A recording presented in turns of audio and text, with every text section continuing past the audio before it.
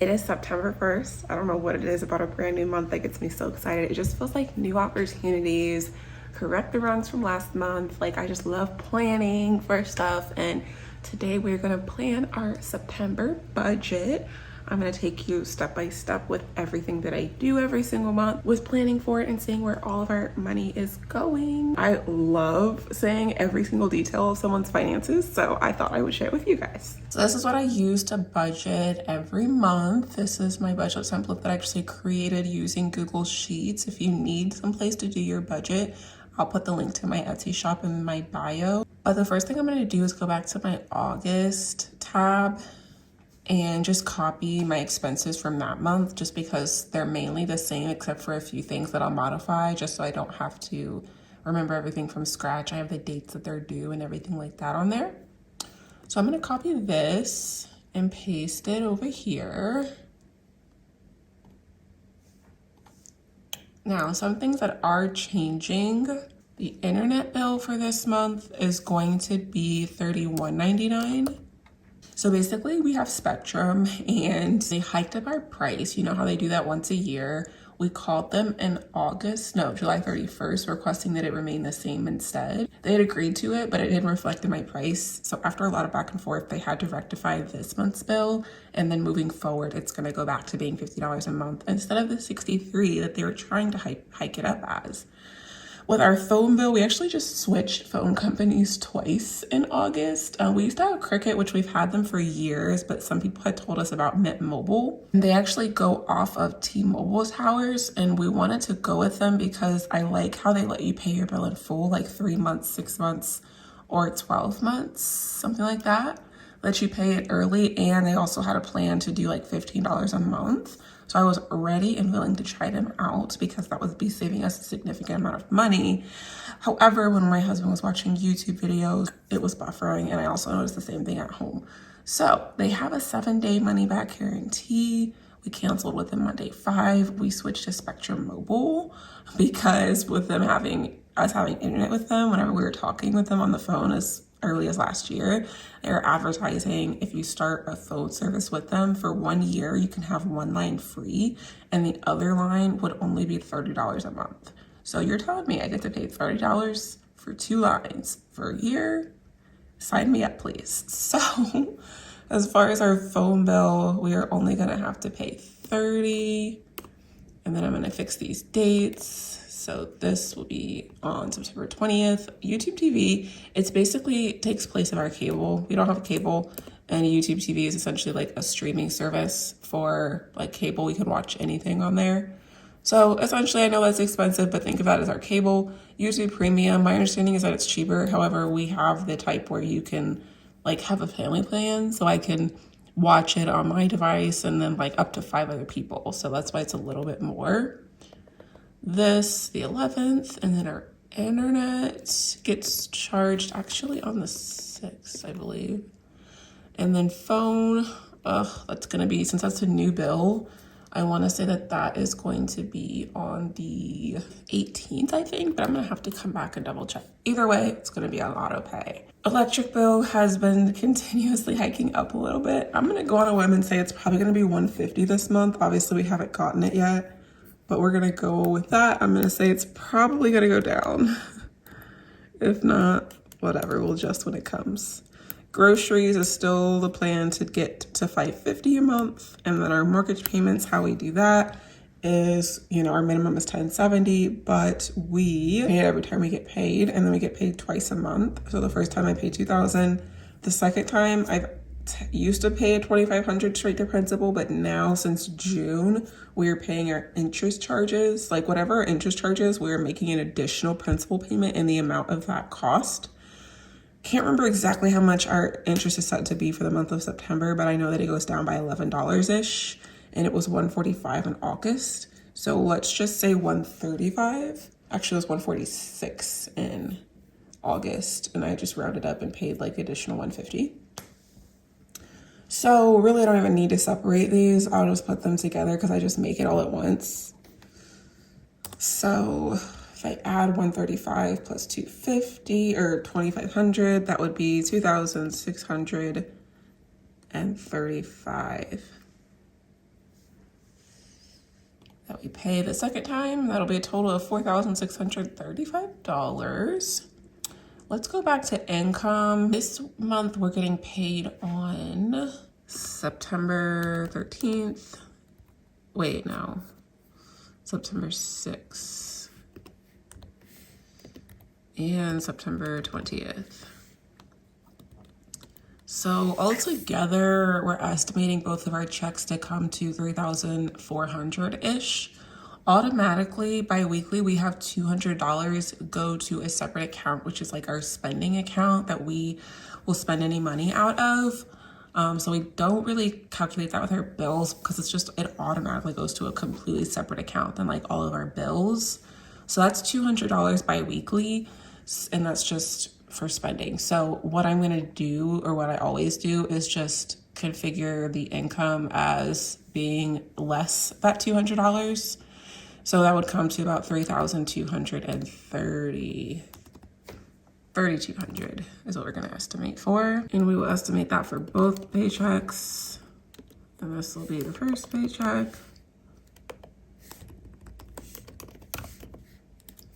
And then the second.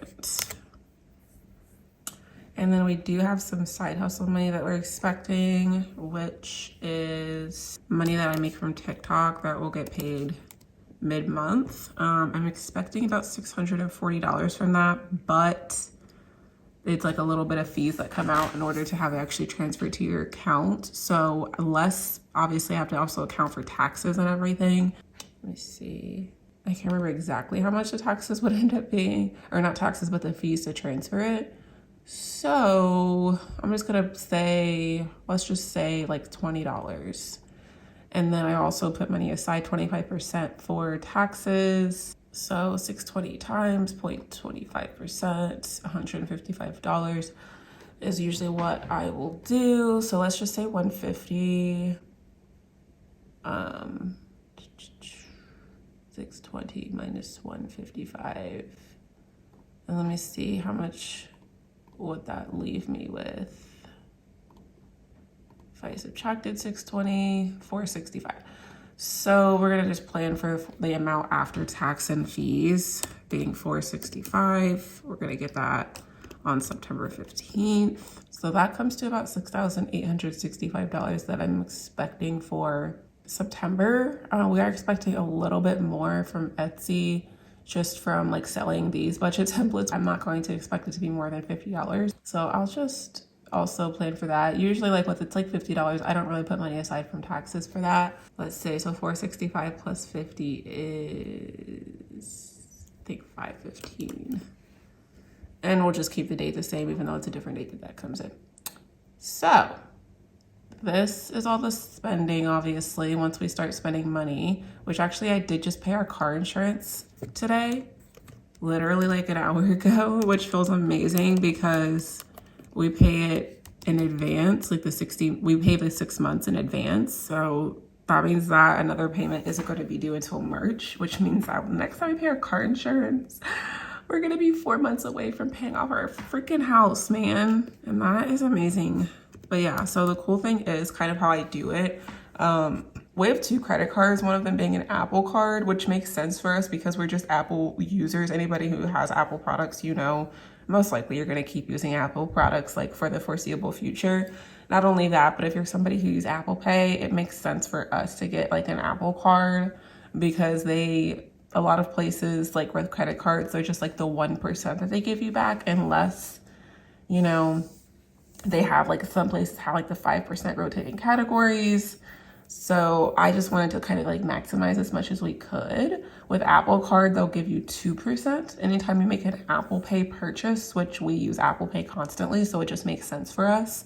And then for something like this, where I'm paying for our car insurance, which is something I would have to pay for anyway, and now I'm getting almost $15 in cash back that I can deposit right to my bank account and put towards whatever we need, which honestly right now, most of our money is going towards medical expenses. So that's a cool thing. But so far, obviously today is September 1st. That is all the money we've spent so far this month. But as more spending comes in, I usually will use this one for one card, and then this one for the debit card, this one for our other credit card. But obviously, You can do it in different ways. Sometimes when I audit people's finances, I just keep putting it in here because it kind of fills it up sometimes. So moving on over, usually what I'll do with this is like, I will put whatever like our balance is left over from the prior month and I'll list it here. However, both cards are paid in full.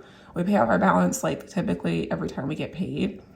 So sometimes it could, you know, whatever charges happen between our last payday in August and then now, sometimes there's charges left over that aren't due, you know, like another month. As far as savings, I've actually been keeping a running tally of medical costs because since I'm on leave and I have been for the last 9 weeks, one thing that I have been prioritizing is getting all of our appointments out the way that I usually would have to take PTO to do or something like that. So I've been getting, and I showed you guys this actually in a couple videos ago, my son ended up not going to the ENT on the 28th. We actually have a new appointment scheduled for next week. So I will put this like for later, let me think, September 1st. And the appointment I think is on Tuesday or something.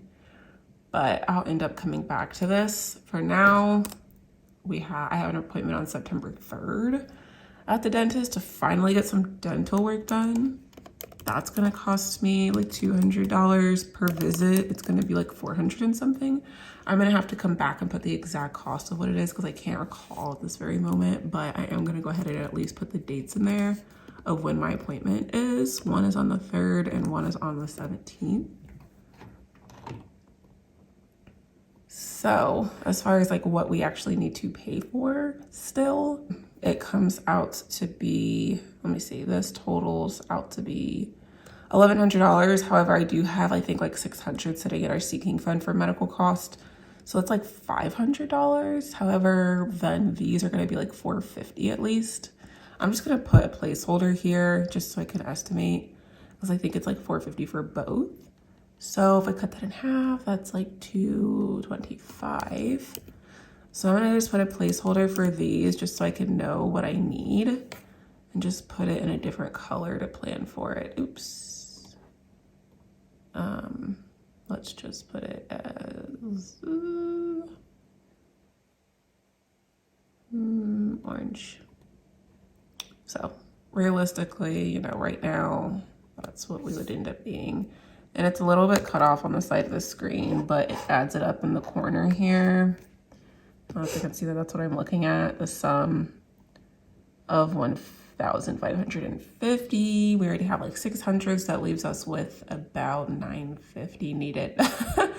So that's where a lot of the money's been going. So we're gonna plan for basically all the side hustle money to go towards medical costs.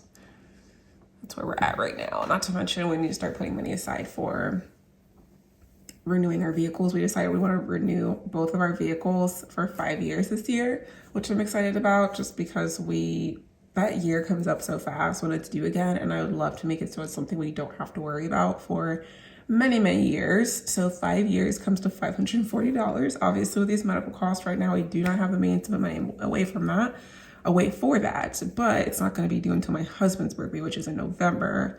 So, and then also November is a 3 paycheck month. So we're looking good to still be on track for that. All of the money for medical costs. But we're just going to say the full 515 and I'm just going to say by the end of the month. So September 30th, I think there's 30 days in September. Whew. Now I did put in as a note that Progressive homeowners insurance is due by the 17th. We pay that once a year on our own. We don't have escrow. However, something did happen here recently. And I actually haven't even put this on social media yet, but let's see. So I was looking over the documents for our renewal for the homeowners insurance. I noticed some inaccurate information on there, such as it says we have a 2-car garage when we have a 3-car garage. And that has obviously been the case since this house was built. It also says there's 2 people living in my home when there is actually 4. And it says there is 0 people under 21 when there is 2.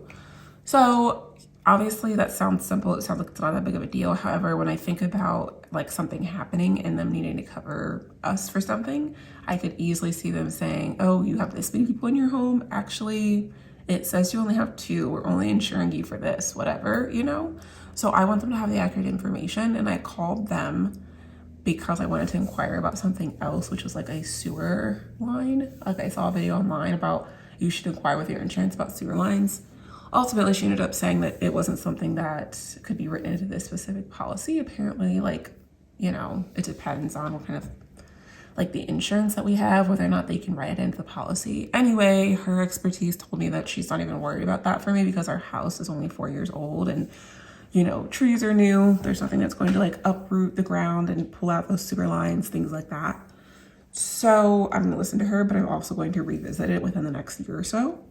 Anyway, while I was on the phone with them, I let them know about that inaccuracy. And so apparently whenever you are, sorry, I figure you guys don't want to look at my computer forever, but whenever you are making a change on your insurance, apparently they can reevaluate, you know, hey, has the cost of your dwelling, like the estimate or the value of your home gone up? Since I was making a change, they told me that yes, it has gone up, or like it reevaluated it with their system or underwriting. So it said like the value of the dwelling had gone up like $27,000. And so then that would kind of, you know, increase your premium. So at first I didn't understand it, but then she called me back and she was just sounding a lot nicer. One of her supervisors or something must have talked to her and gave her some advice because she wasn't given the good vibes, the right vibes the first time. Anyway, ultimately what happened was that she said it was going to increase our premium by $45 with the dwelling cost going up. She told me I could modify something certain about like a certain something about our policy in order to offset that cost, which is basically if you have, she gave me the example of like Hurricane Katrina and how, you know, the day before Hurricane Katrina, the value of their home could have been $300,000, but then a week after Hurricane Katrina, when they're trying to replace all these homes, suddenly the cost of the home to replace it or fix it has gone up significantly because of demand. The cost of labor for them to find employees or workers to fix these homes.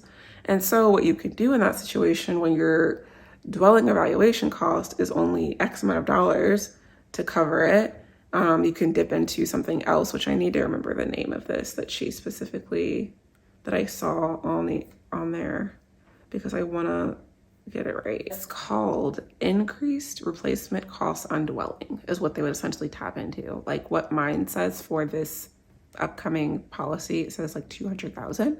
I'm assuming that's an additional 200,000 that they could dip into in that scenario. And honestly, how I feel is just like, you just never know what could happen.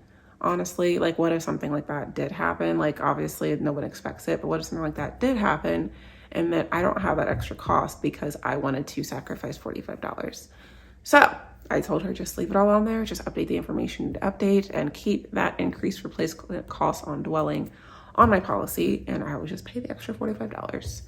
So I say all that to say, instead of our insurance cost being $784 for homeowners insurance, here in about 16 days, it's going to be $827, I believe is the updated price. Either way, that is a very good price in comparison to most people's homeowners insurance price for 12 months.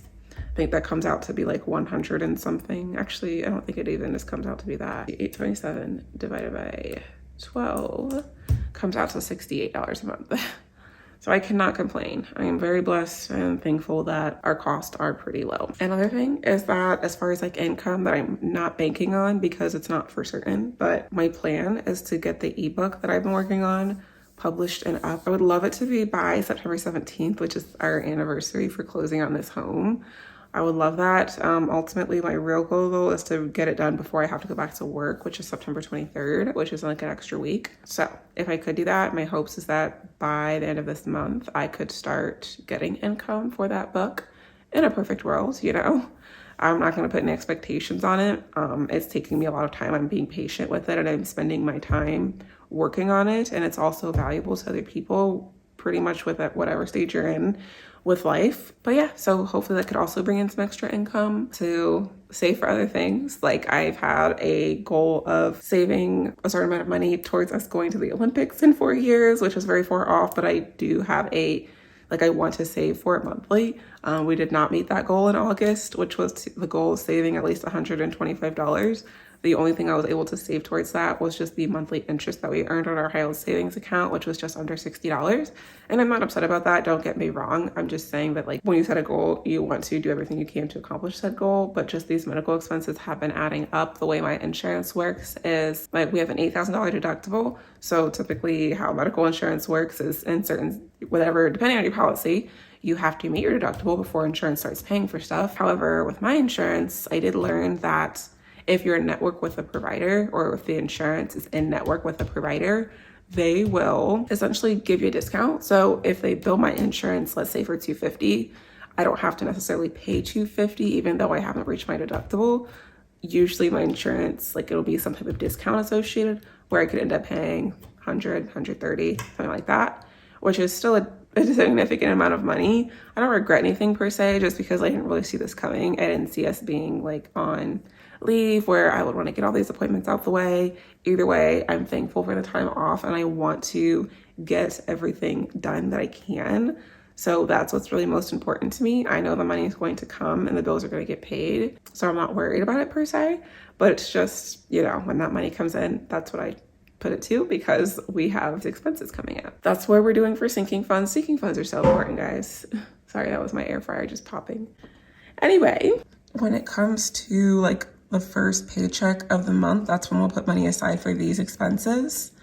It looks like the cost is coming, let's see, which I add them all up here. Everything that we'll put aside, I highlight that and it shows it over here in the right hand corner what the sum is, which looks like it's about $941, $941.59. So we'll end up putting that money aside once we get paid. And then the remaining amount of money will go towards our $2,000 mortgage payments that we make the first part of the month. Oh, also let me change this to our first paydays, which is September 6th and September 20th will be the days that we make those payments. I did make an adjustment that I forgot to mention. So with the first check, obviously after we put aside the $940 here, I like to round up, so let's just say $950. $950 and $2,000 would be $2,950, which leaves us with $250 for the first paycheck. So for that extra $250, I'm going to again put it towards medical cost for that sinking fund with the expenses we have for that. And then the second paycheck after this $2,635, that when I take this away from that, it'll leave us with about $565. So this is what we're going to do with that $565. I always put about $500 in property taxes, $500 aside for property taxes each month. So we'll do $500 and then we'll put aside $50 for Christmas sinking fund. Right now we have about $500 sitting in our Christmas sinking fund. This will put it at $550, and honestly, I don't even think we're gonna end up spending as much. We were putting aside $100 a month. This month we're slowing it down. So we'll probably have at least, I'll say $700 to $800 by the time Christmas comes, which is plenty because we are spending intentionally. The only other thing that I am kind of planning towards right now is I think I told you guys here on YouTube before that my plan is to start buying our household items in bulk. That way, you know, whenever you need to go to the grocery store, like, hey, we need paper towels, you're not stopping at the grocery store, like, actually, I also want to get my favorite dessert, things like that. And then also just the convenience of already having it there, not to mention how you save money when you buy things in bulk in comparison to just buying like one item. The bigger the quantity, typically, the less you're paying for that individual item. So our plan is to start trying to buy things on an annual basis. At first, I thought that it wouldn't be too much money, but now that I'm realizing how many household items we actually have, it's going to be a decent amount of money. So I am picking back up with Fetch Rewards. And if you don't know what that is, it's essentially an app that I've had for like 3 years now, where you can scan your receipts, essentially take a picture of your receipt, or e-receipts. After you accumulate so many points, you can turn those funds into, like, those points into a gift card, which each individual receipt isn't quite as much like points, but then they have other ways you can boost it. Like right now I saw something on there, like if you spend $12 at Subway, they'll give you like X amount of extra points, like maybe like 500 points or something like that. And typically in order to like get a $10 gift card, you typically need about 10,000 to 12,000 points. It takes a little bit of time, but it adds up. And you also they have referral bonuses sometimes where sometimes if you refer a friend, it could be like 1,000 points for you, 500 for the friend. Right now, as I'm filming this, it expires September 4th, 2024, where you can get 4,000 points and then your person that you refer can get 1,000. I've been taking advantage of that, so that's been helping as well, just trying to accumulate as much points as I can to get as many gift cards as I can. That way, once it's time to get the household items going and paid for, hopefully I can have a big chunk of it paid for through these gift cards. So if you also want to try out Fetch, which it's one of those things where it's like, why not? I will put the link in the description for that as well, so you can get a boost and I can also get a boost. And if you refer someone before September 4th, 2024, right now they have the 4,000 points going, which is like almost enough for a $5 gift card per person. So if you refer multiple people, that's even more. So that's where I'm at right now. That's what we're working with for the month of September. We're looking good. I'm feeling good. I don't know about you guys, but a new month has me just feeling good. Like I said, it's new opportunities to once again get it right. Let me know what else you guys want to see on this channel and be sure to subscribe.